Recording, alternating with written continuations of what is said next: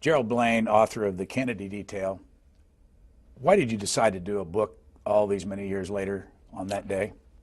We wanted to set the record straight. After the assassination, it made such a powerful impact on us that we didn't even talk about the assassination together with each other. And it was only at a reunion in Dallas this last year that we had a chance to sit down and communicate about it from the emotional aspect. We all had our responsibilities of writing reports and so forth, but emotionally we never got it out. Clint Hill, when did you first talk about this? Well, I had an interview with 60 Minutes in 1975, but I didn't really go into depth at that time. And then I did another interview with 60 Minutes in 1991 or so, and an interview with National Geographic, but I've never ever gone into depth until I agreed to help Jerry write this book. Where did you start? Oh, I started when I retired, which was a little over 5.5 years ago. I went into the private sector in 1964 and kept very busy during that period of time. I went to see the movie JFK, and it was so absurd that I decided I was not going to read any more conspiracy tales. But I worked in the private sector, retired, and all of a sudden I thought, you know, there's one issue that still hangs over me, and it was the assassination of President Kennedy. And so I started looking on the internet, and I was reading stories about agents being part of a conspiracy, agents shooting the president, one of an agent in the follow-up car shooting the president, albeit accidentally. And then I read something about Tampa, Florida. Well, I had conducted the advance in Tampa, Florida, and I read a book. It was so absurd that I pulled out my reports, because all of the agents maintained their investigative reports, their advance reports, daily reports, expense accounts, and ultimately the shift accounts. So I had a very good record of what happened in Tampa, Florida, and it was so off base. This was a book, Ultimate Sacrifice, and they talked about a 4-man hit team, the fact that President Kennedy knew about the 4-man hit team. They accused the agents of covering it up, even though we knew it. We didn't say anything about it. And they did this because they thought all of the reports had been destroyed. Well, after I read that, I decided, okay, it's time to contact the agents. Let's find out really what happened all the way through and communicate. We're the last of a dying breed here, and there are not many of us left, and so we felt we owed it to the public to give a balance to history. Tampa was on November the 18th, 4 days before the 22nd. Is that Yes. right? Mm-hmm. And what was the controversy in Tampa? Well, the controversy appears to be whether President Kennedy ordered the agents off the car. You have to put this in perspective, what was happening historically at that time. President Kennedy was really elected to pass a civil rights bill. The first 3 years of his administration was tied up in the Cold War, in the Bay of Pigs, the Cuban Missile Crisis, access to Berlin, and he had no time at all until these issues were resolved. In, I would say September and October, we covered about 9 states. He had confidence in that his programs were being accepted. So I, as an agent, was concerned because we had 11 experienced agents leave in the month prior to the assassination. So that meant with a trip like this, we had to send a number of agents out on an advance. And the day shift, which really was the same shift that worked Dallas, only had 2 experienced agents, and one of the agents, Jack Reedy, had a death in the family. So when we showed up, we had 28 miles of motorcade. So I talked to Floyd Boring. I said, Floyd, we're going to wear these guys out, so let's go ahead and put them on the back end of the car and approach it that way. Floyd said, I don't know whether the boss is going to buy that or not, but let's go with it. So we started in, and the agents were on the back of the car from the very first stop at Lopez Field. They mounted the car, and it wasn't long before we hit a gap where there were no crowds. And President Kennedy must have noticed the agent standing there.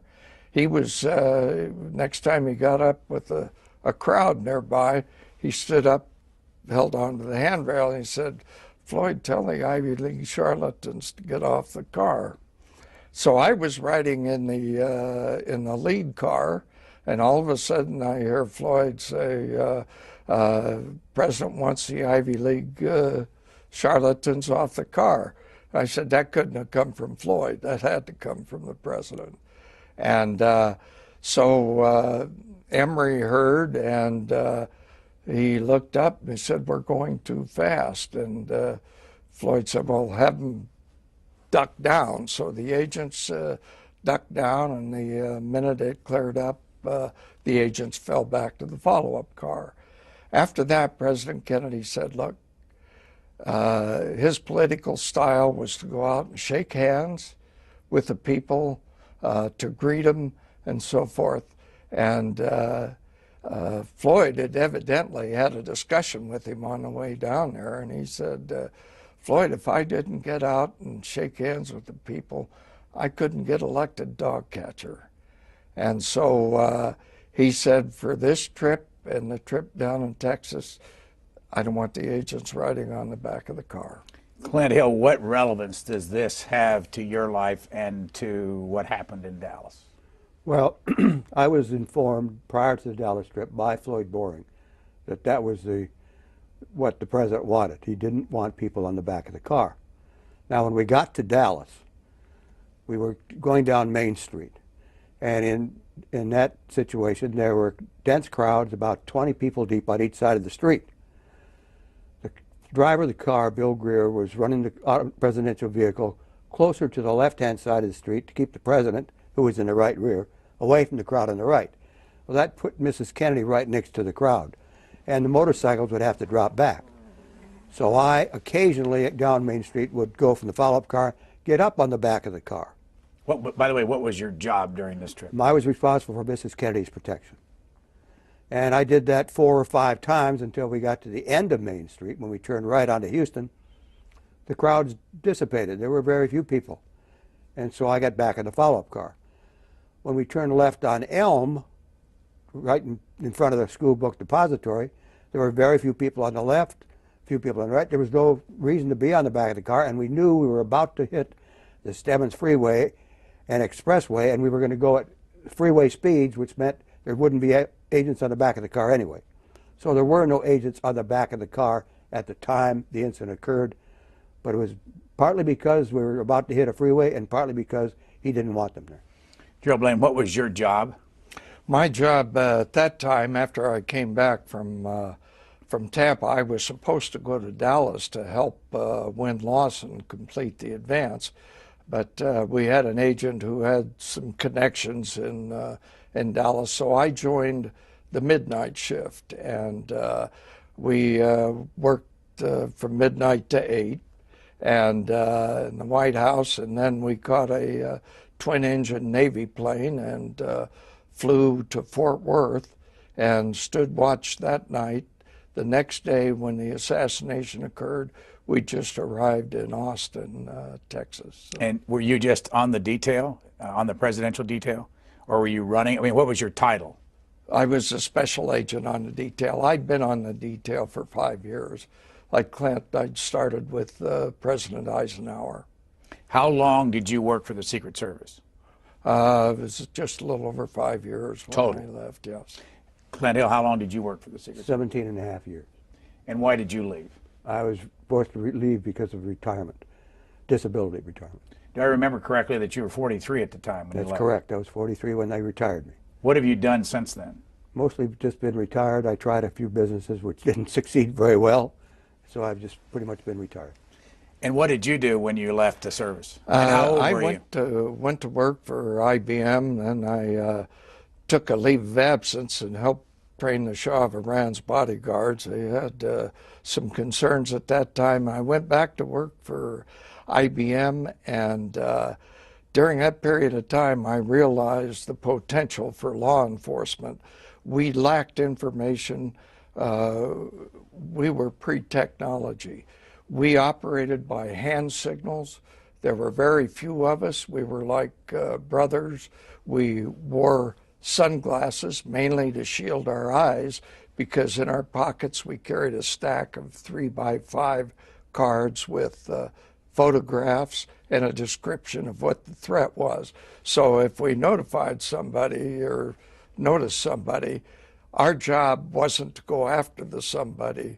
Our job was to shield the president, so we would get the vehicle out of the area if we could. But with IBM, I helped design the National Crime Information Center, worked with people that were working on a system at the agency called Walnut, worked on mobile terminals, fingerprint scanners, all of the things that I felt were missing in the Secret Service. Clint Hill, when did you decide to participate in this book and why? Jerry Blaine, who I'd known since 1959, called me and told me he was going to write a book. And I was not enthusiastic at all because I'd been offered the opportunity to contribute to books or write one myself, and I had said no. He assured me that it would be factual, no salacious material, no gossip, and that I could check it for facts, and then I agreed that I would participate. What did you put, what's your contribution to this book that you had never said before? That I'd never said before? In other words, you said you'd been interviewed before and talked about it. What's new in here from you? Some of the information about what actually happened that day, what happened at Parkland Hospital, what happened when we got back to Washington with Mrs. Kennedy, her attitude, her activities, that's all new in the book. And from your standpoint, what's new in this book? It was a matter of, there were a lot of gaps that day, and Clint helped me and all of the other agents. We went back to shift reports. I went through the archives out in, at the University of Maryland to look at the Kennedy file, went through all the investigative files, that the aspects that I had not seen before. And we just wanted to make sure that we had fact on everything that we put in there. We put it in from an agent's perspective. We had a tough job. We averaged about 60 hours a month overtime. And if you took our pay and so forth, we ended up making about $1.80 an hour. And we were all dedicated. Most of them were veterans of the Korean War. We had our shift leader, my shift leader, Art Godfrey, had won 2 Silver Stars in Anzio, and I didn't find out until he died. So a very closed-mouthed group as far as themselves, but they were all like brothers. We had a fantastic group of men. How many of the agents from that day, November 22nd, 1963, are deceased? Well, let's see, from that day, I would say there are about 17 that are still alive of the people that worked on the Kennedy detail from 1961 on. How many total would have been on the detail? Well, at any one time, there were 34 agents on the president's detail and 6 agents on Mrs. Kennedy and the children's detail. Now, we've got some video from YouTube. One of the things you say in your book, it made you want to write this book, was all the conspiracy theories, and you talked about the movie from Oliver Stone. This is a man named Vince Palomara. Do you know him? I'm familiar with him. I don't know him. He says that, I guess, we'll talk about this, that he sent you a 22-page letter. I recall receiving a letter which I sent back to him. I didn't bother with it. You didn't talk to him ever? He called me and I said hello, but that was about it. And over the years, have you both been called about this assassination on many occasions? I've been called numerous times. What's been your attitude? How have you approached people that have For the most part, I've just said I have no comment. I just have nothing to say. And why is that?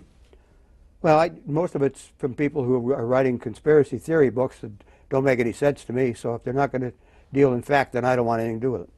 And how about you? What have you been? Same thing. I have never talked to an author of a book, and I just felt we have it on our commission books, worthy of trust and confidence. And I felt those were issues that you should never talk to anybody on the outside about.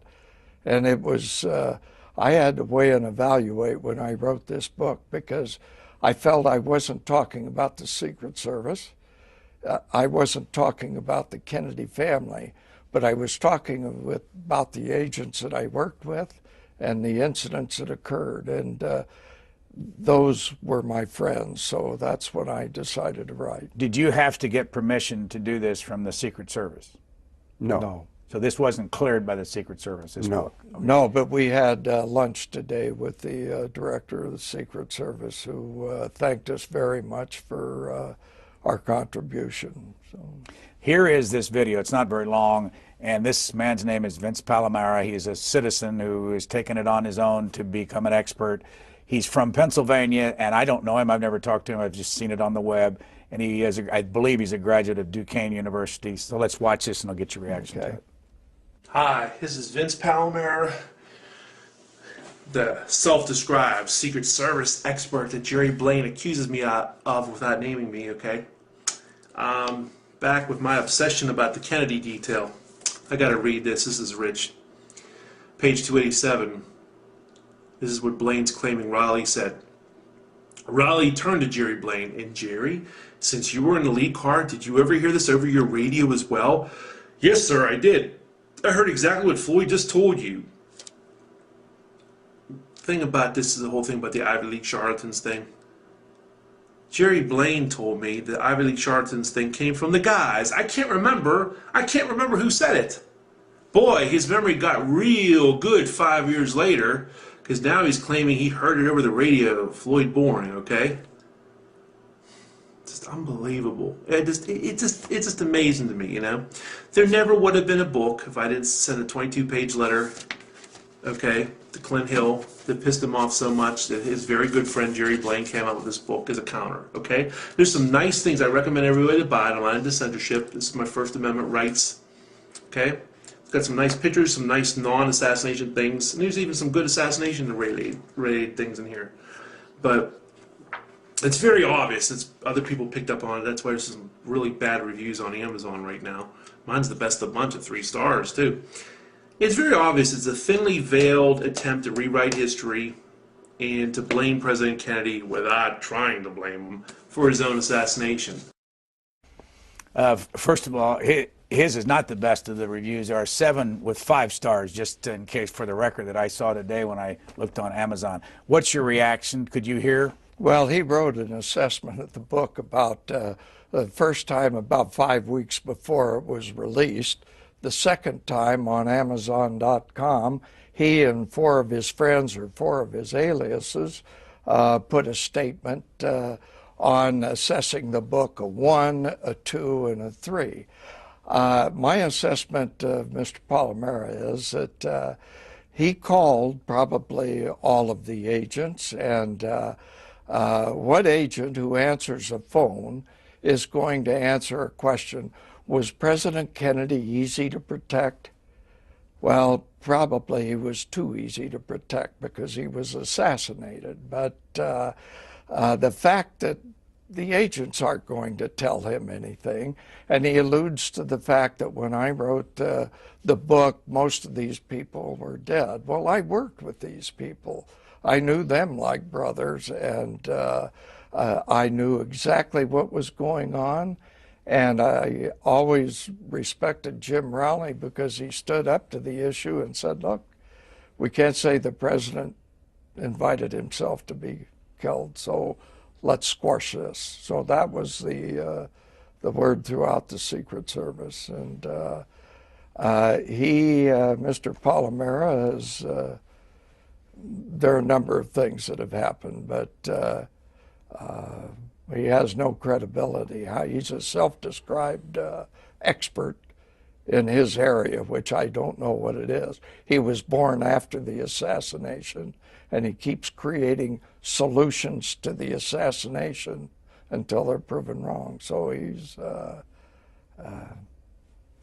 A lot about, go ahead. He alleges that because he sent me a letter, 22 pages in length apparently, and that I discussed that with Jerry. I forgot that I ever got a 22-page letter from this particular individual until I heard him say it on TV. And I never discussed it with Jerry or anybody else because it wasn't important to me. And insofar as him being an expert, I don't know where the expert part came from. I spent a long time in the Secret Service in protection, and I'm not an expert, but apparently he became an expert somewhere up in Pennsylvania. I don't know where. One of the things you read in the book about you is your relationship with Mrs. Kennedy. Why don't you describe it and how close you were to her? We were very close, but very professional. I always referred to her as Mrs. Kennedy, and she always called me Mr. Hill. But we were close in many ways. At one time, she asked me if I would bring my children over to play with John and Caroline. And I had to convince her that that was a bad idea, that I, an employee of the U.S. government, bringing my children to play with the son and daughter of the president, and I could just see one of my sons causing a problem and breaking a tooth in one of her children, and I'd never get over that. We were very close. She was a closet smoker, and when we'd be in the car sometimes going to Middleburg, all of a sudden she would say, Mr. Hill, may I have a cigarette? And so the driver would stop the car, and I'd get in the back of the car and light a cigarette and give it to her, and we'd drive on and discuss what was going on at the White House for any problems she had. And it was very, very close, but very professional. How much did you talk to her after this assassination? The years beyond that, did you see much of her then? I was asked to stay for 1 year after the assassination and remain with her and the children until after the election in 1964. She and I never discussed the assassination. It was never brought up. But we discussed a lot of other things. But like she had to move out of the White House. Ambassador Harriman loaned a house to her in Georgetown. Lived there. She lived there for a while with the children. She bought a house across the street. That became a problem because of tour buses. She had to move. She decided she'd move to New York. I was with her all of that period, so that we had a very close relationship. When you go back to that day, November 22nd, where were you when the president was shot? I was in Austin. I had probably been in bed about 5 minutes when there was a bang on the door, and it was a shift leader, Art Godfrey, telling me that the president had been hit. So we packed up our bags, went out to the Air Force Base outside of Austin, and rode a Strategic Air Command tanker back with John Bailey, who was the head of the Democratic National Committee, and we had 5 agents on our shift and 3 or 4 other agents who had conducted the advance in Austin. We didn't say a word on the way home either, and we didn't find out until we arrived at Andrews that the president was dead. How did you go about doing the book? And it is also has been a documentary on Discovery for 2 hours. But how did you go about getting it sold and getting all the information. I know that there was you have a woman that did I assume a lot of the writing, Lisa McCubbin. Yes, she is an excellent writer. I had sent out some questionnaires to the agents, and then I typed out a few questions to the agents, and I found out, this is a cold way to do it. So if I had a question, I would call on a telephone. I'd call Clint, we'd start talking, and pretty soon, we'd talk 45 minutes about, other things and so forth. And we all of a sudden found out we all felt the same. And this had been a shadow hanging over there. Not many jobs where you can be 100% failure. And we considered we were 100% failure on that. And with that, the agents just started opening up, and that resulted in a reunion, the agents down in Dallas, where we discussed on the Discovery Channel how it impacted us and how we felt, and it was a good healing session. One of the things that critics say about the book is that it's an attempt by you all to blame President Kennedy for what happened down there because of the idea that you couldn't ride on the side of the actual limousine that was shot. What's your reaction to that? Well, nothing could be farther from the truth than that. Certainly we don't blame President Kennedy. I went back to Dallas in 1990 for the first time. And I walked Dealey Plaza. I went up in the 6th floor, looked out the window, went back again this past June, did the same thing for about a week. There's only one conclusion that I could make, and that was that what happened there was due to many, many things. The weather paid part of the problem. The street configuration was part of the problem. The location of the building was part of the problem. And the shooter, who had secreted himself in the 6th floor, had an ideal situation developed. So I came to the conclusion there was nothing that I did personally that I could have done any differently. And so from that point on, I quit blaming myself for the president's death. Now, he certainly didn't contribute to that death in any way. It wasn't his fault in any way. We failed in our responsibility to protect him. That was our job. How did you fail, though? I mean, is there any way you could have prevented that from happening?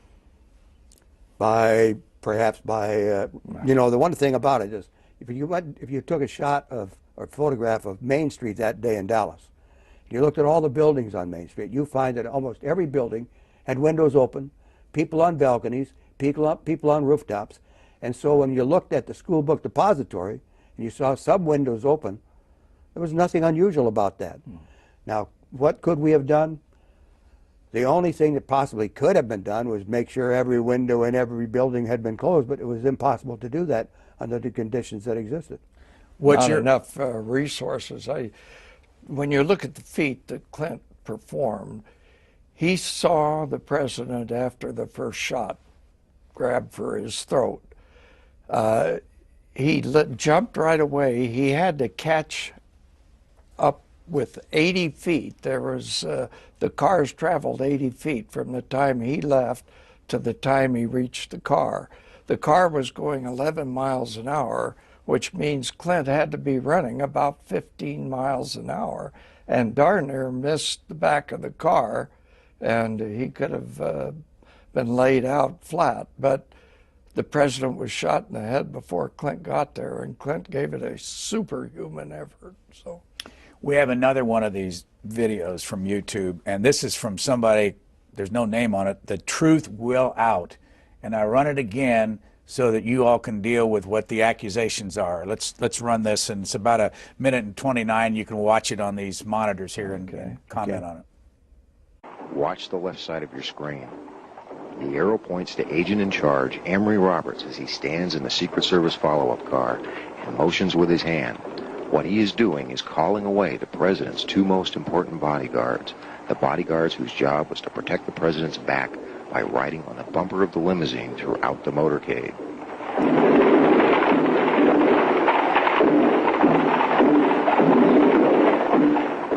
Watch again as he stands and orders the agents running at the rear of the president's car away.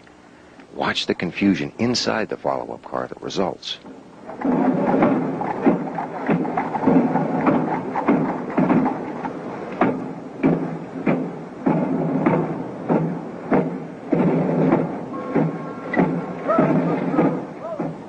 watch the right side of your screen, the arrow points to one of two agents whose job was to hop aboard the bumper and act as human shields. He's obviously perplexed.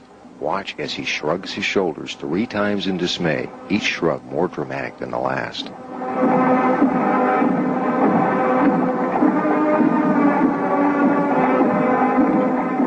As you watch this scene for the final time, ask yourself, is this the kind of conduct you would expect from an agency that routinely sends an advance team to a city a month or more prior to the president's arrival in order to make preparations?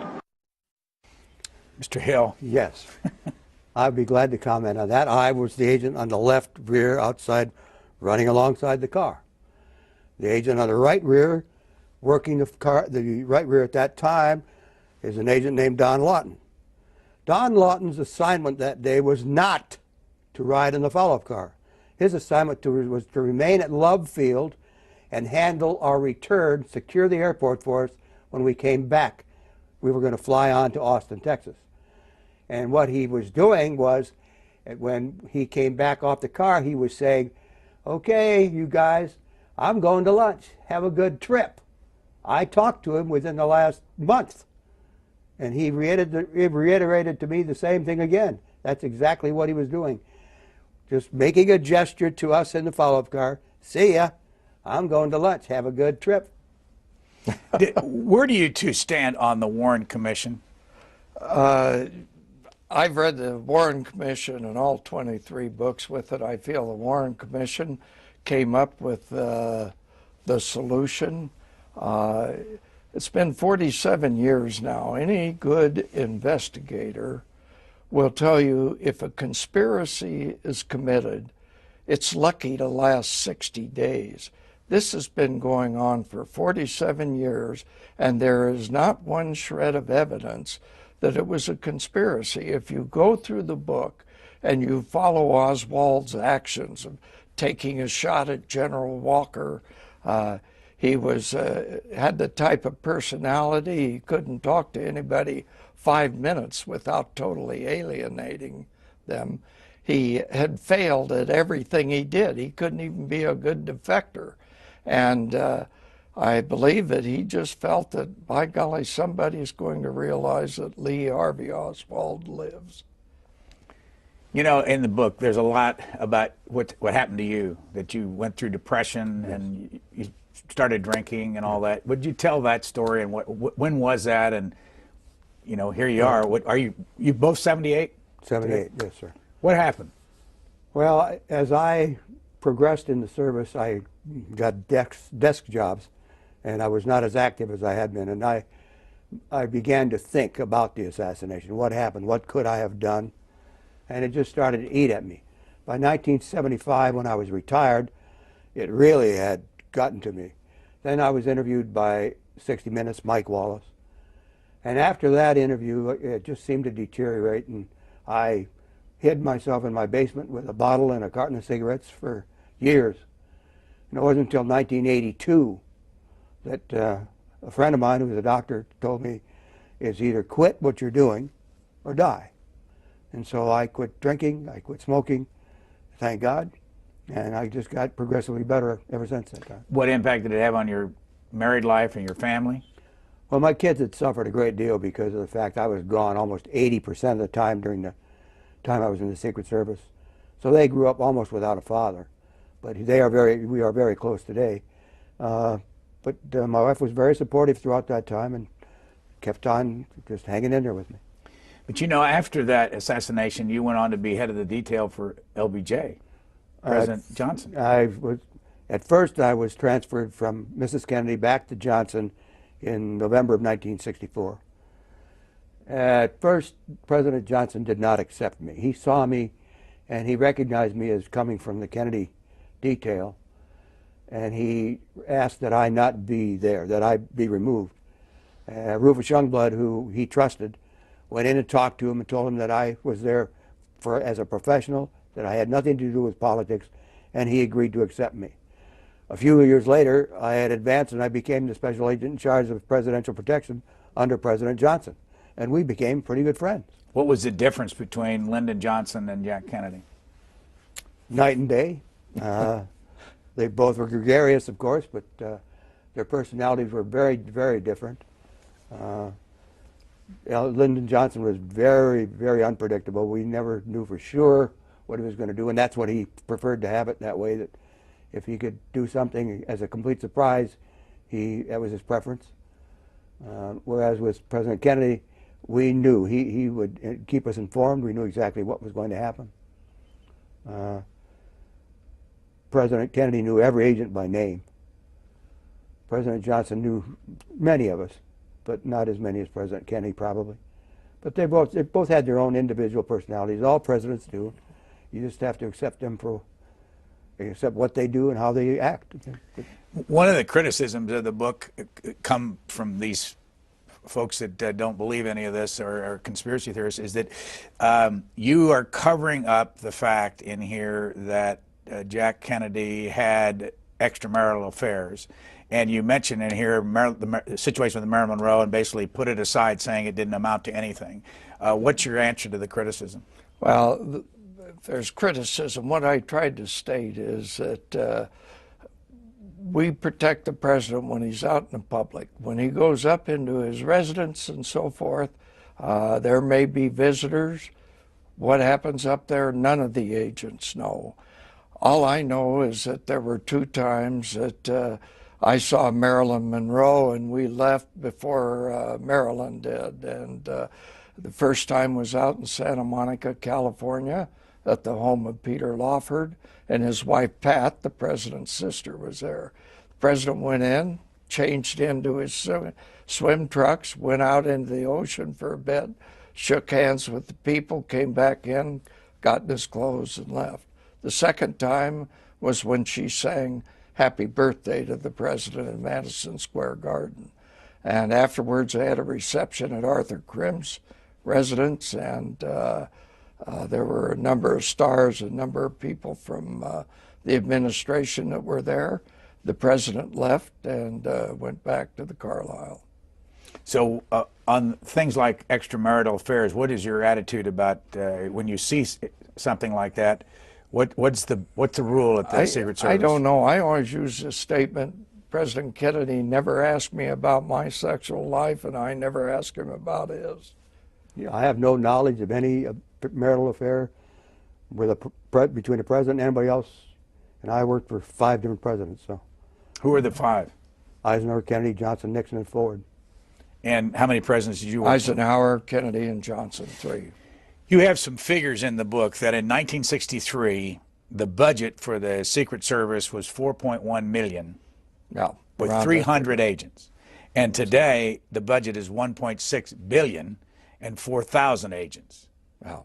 What's changed? Only the numbers. That's all that's changed. There are that many agents today. When I came in the service, there were 269. The only way you got a job was either somebody died or retired. Then they hired somebody.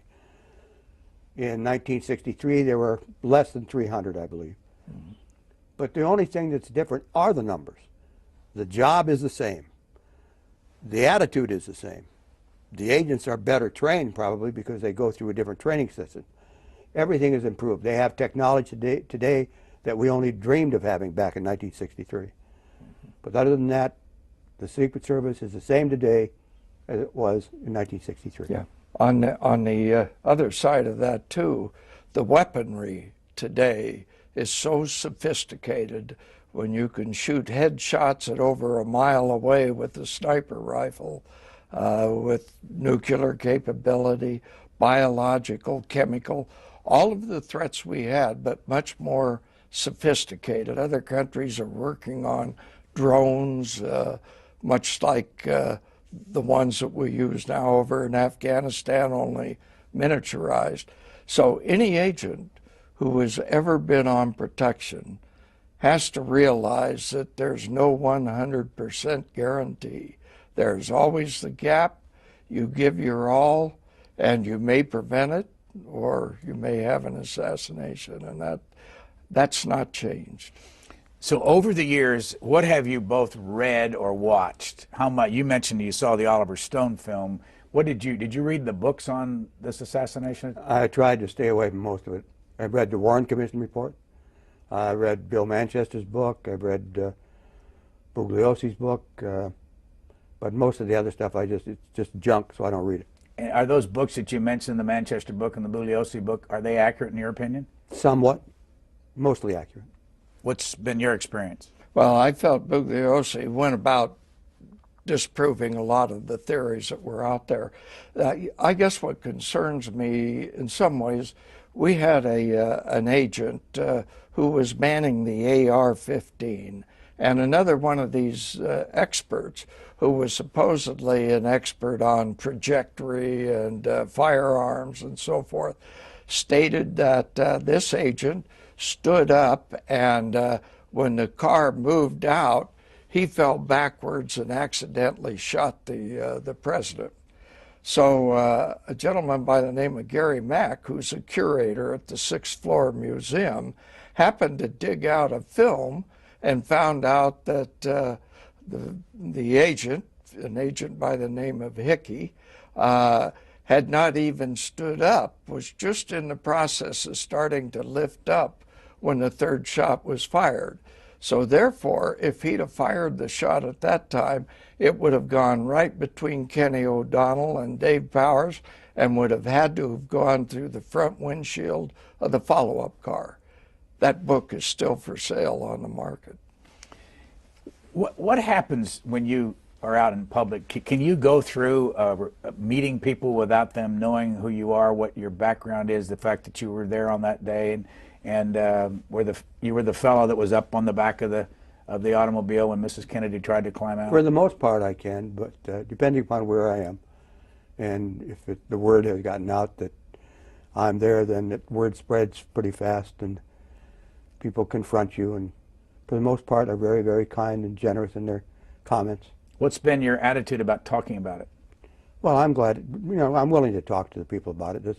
I have no reservations about that. I just don't like to contribute to any book material or anything like that, except for the book I helped Jerry with. There's a photograph on the screen right now of you on the back of that Lincoln Continental, and what are you doing right there? I can't see myself. I believe that we could have the Zapruder film we also have, but when Mrs. Kennedy climbed on the back of the trunk, what were you doing? Well, after this, when the third shot hit, this is right about now, I was just about to get onto the car, and I slipped. And then I regained my step. Then I got up in the car, and Mrs. Kennedy at that time was coming out on the trunk. She was coming out of the trunk to try to retrieve something that came off the president's head, went off to the right rear. She did not know I was there. When I got up on the trunk, I pushed her as best I could back into the rear seat. When I did that, the president fell down into her lap with the right side of his head up, exposed. I could see that his eyes were fixed, and there was a large hole above the right ear, just to the rear and above the right ear, about the size of my palm. That part of the skull was missing, and there was brain matter. It looked like somebody had taken an ice cream scoop and gone in there, just removed a whole portion of the brain and thrown it around the back of the car. The back of the car and she were covered in blood and brain. And I turned and gave a thumbs down to the follow-up car to let them know that, for all intents and purposes, what had happened. And the driver accelerated. We went past the lead car. We screamed at them to get us to a hospital. We didn't know where the hospital was. They got in front of us and took us to Parkland. And when we got to Parkland, then we had a problem of getting people out of the car.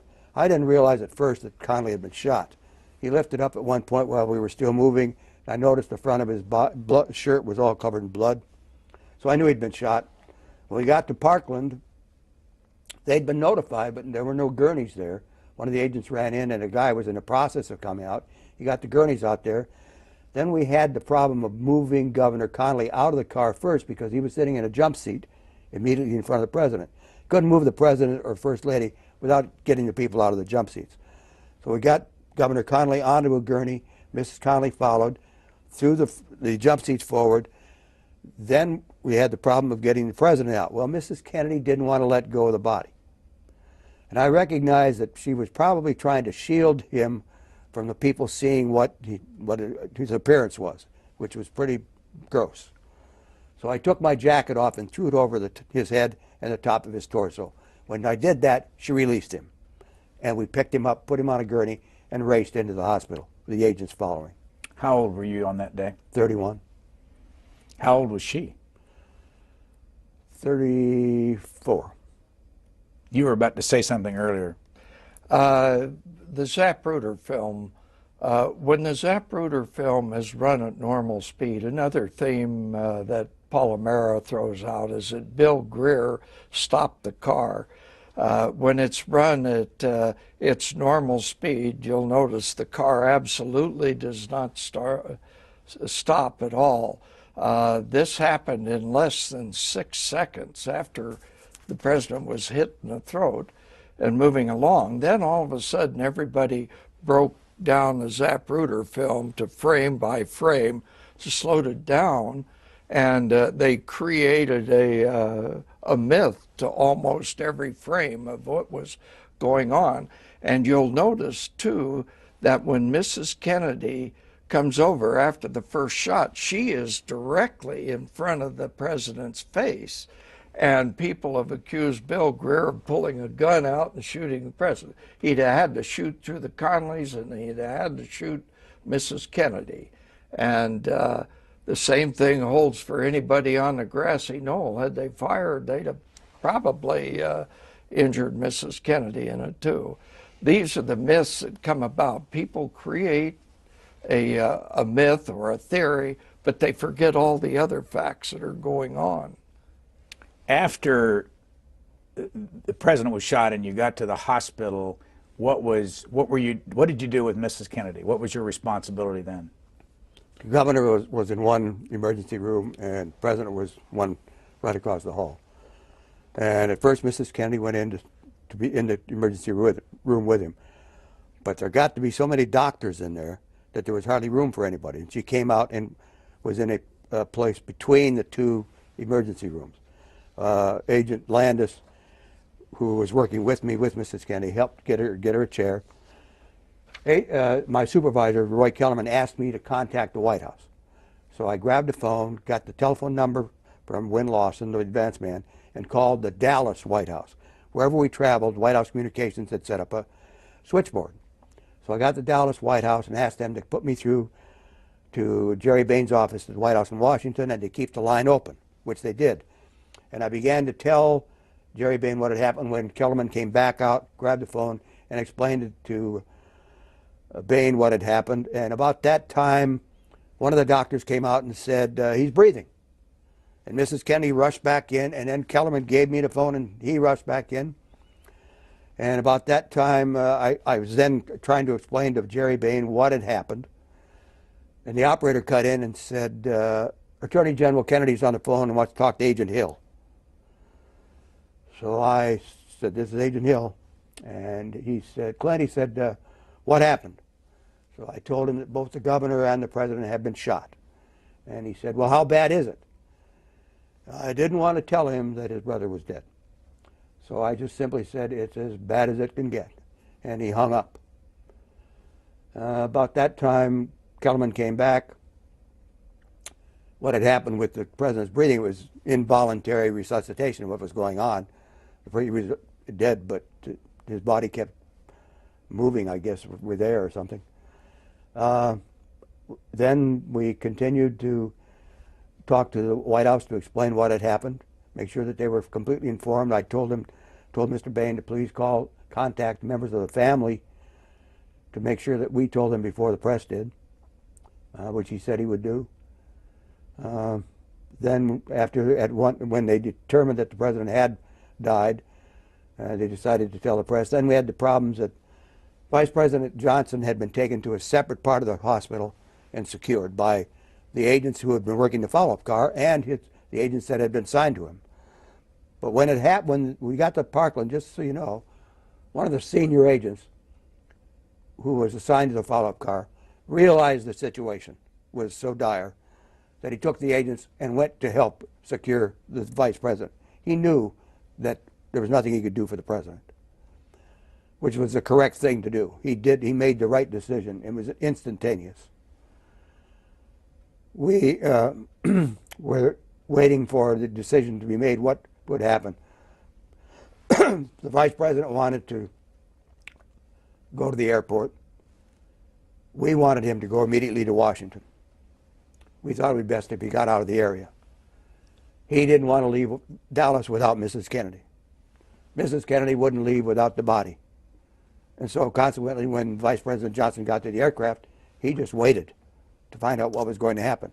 Now we had the problem at the hospital of removing the body, because Texas state law required there be an autopsy on any individual killed in that jurisdiction, and the autopsy had to be conducted in that jurisdiction. So we were not going to be allowed to remove the body from Dallas. So we tried to convince him that this was the President of the United States. He represented all the people. We should take him back to the nation's capital. But this was state law. And they were right. It was state law. So we tried to call a federal judge and a state judge. One of them came to the hospital. And after a lot of give and take, a lot of arguing back and forth between Kenny O'Donnell and Dave Powers and officials in Texas and Roy Kellerman, my boss, it was decided that if we took the body out of the hospital and took it back to Washington, it had to be accompanied by somebody who was a medical professional at all times. And I said, well, we have the right person for that job, and it was Admiral George Berkeley, who was the president physician. So from that point on, he remained with the body. The body never left his sight, and it never left my sight until we got to the autopsy room in Bethesda.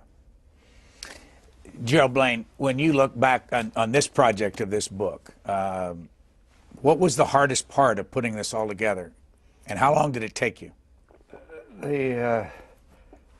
After all of my research, it did not take long to write the book once we got the outline there. But the most difficult thing is I was concerned about the agents I talked to. There are 2 agents yet that just cannot confront that day. And I knew it was painful whenever I brought the subject up, and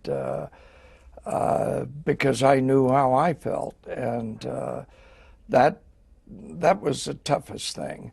But the more we talked, the more people opened up and talked to other agents, and then that recalling situation, it's been a healing process for me. And a healing process for me, too. Yeah. Very much so. Explain why. Just because we were like brothers, and it's like sitting around together and talking about it and trying to resolve the issues, because we never said, how did you feel, or what impact did you have? We didn't have any counseling or trauma counseling. Right after the assassination, we had to go to work, and we ended up working more hours than we'd worked before. We were never going to let that mistake happen again.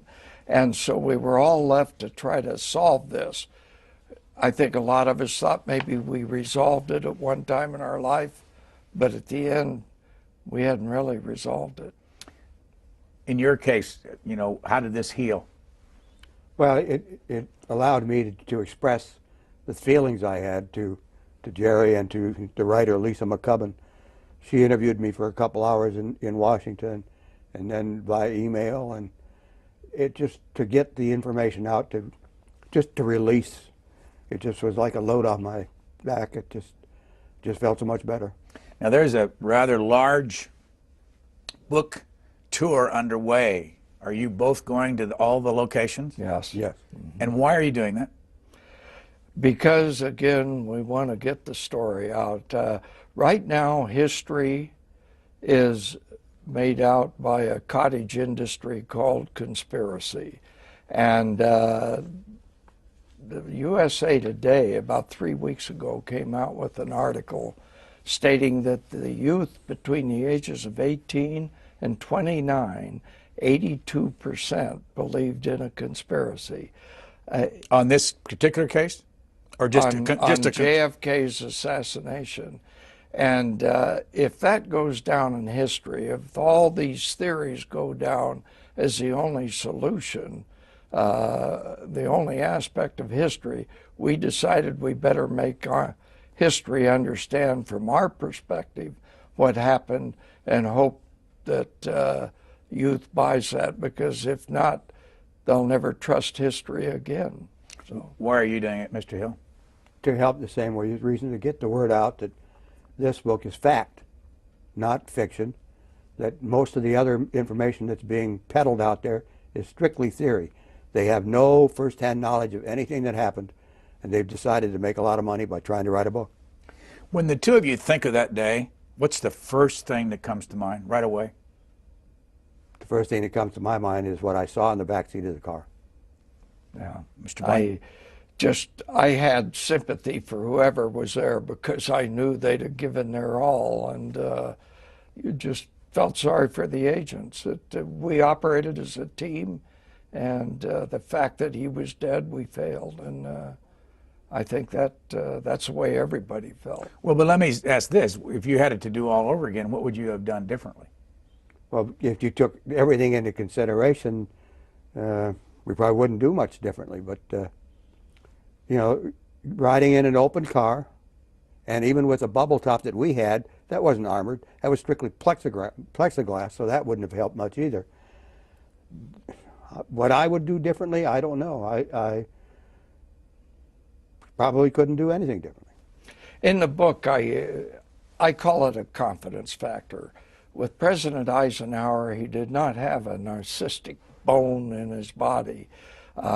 He rode in a closed-top car.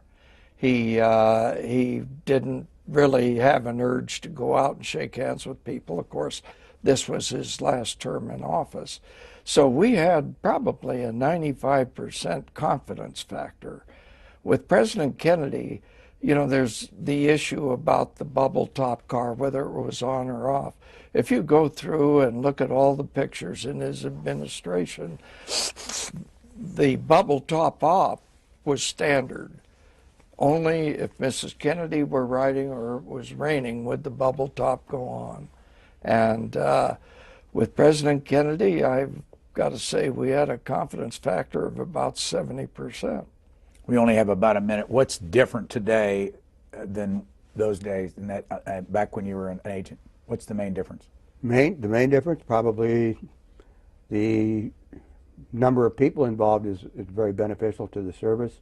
They have good cooperation from all law enforcement agencies and intelligence agencies in the government, and from international organizations.